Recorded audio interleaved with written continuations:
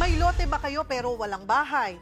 Merong mas murang opsyon sa mga gustong magkabahay na parang Lego lang kung ipatayo. Para bigyan ng mukha ang balita, Mobile Journal, Ivan Tarinque.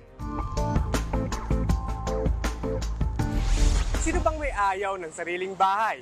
Pero aminin natin, mahaba-habang panahon ang gugugulin para ma-achieve yan. Pero alam nyo bang may mga housing option daw na affordable? Teka, paano? Hindi na lang daw sa abroad available ang prefabricated na bahay. Ito po yung mga bahay na parang in-order mo lang sa Orange app na i-deliver at mabubuo agad sa loob ng isang araw. Perfect daw yan para sa mga may lote na, pero wala pang bahay na nakatirik. At ang presyo, meron na raw na hindi palalagpas ng 200,000 pesos. Mahal pa rin, pero hindi hamak na mas mura kaysa sa milyon-milyong pisong halaga ng typical na house and lot. 8 hours to do and 40% cheaper than doing that. Pero hindi pa kasama ang foundation ng pagtatayuan yan ha. Kailangan kasi konkreto ang pagtatayuan ng mga ito.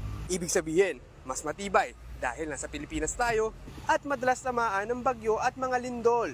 Ang mga bahay daw na ito ay engineered para saluhin at tablahin ang mga malalakas na bagyo at lindol. It's good for signal number 6 typhoon and intensity 8 earthquakes. Dahil nga modulated at fabricated, ay pwede mo itong i-customize.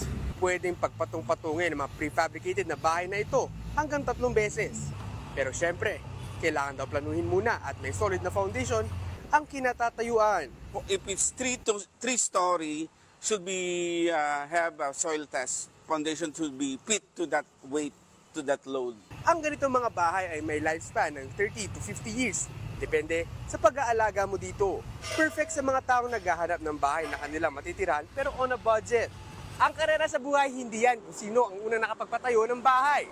Dahil ang tao sa loob ng bahay ang dahilan para mabuo ang tahanang puno ng pagmamahalan. Mobile Journal, Ivan Tarinque po hatid ang mukha ng balita.